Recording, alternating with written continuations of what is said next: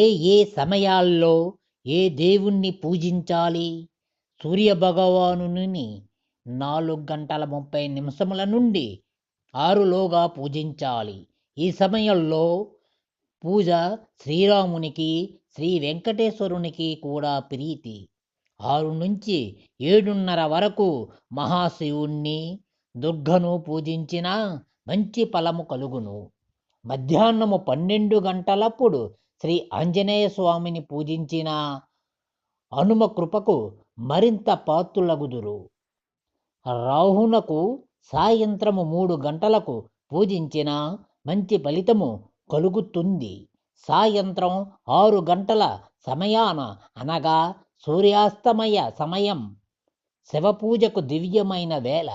రాత్రి 6-9 వరకు లక్ష్మీదేవిని పూజించిన ఆమె కరుణా కటాక్షములు ఎక్కువగా ఉంటాయి. తెల్లవారుజామున 3 గంటలకు శ్రీ మహావిష్ణువుని పూజిస్తే వైకుంఠవాసుడి దయ అపారంగా ప్రసరిస్తుంది.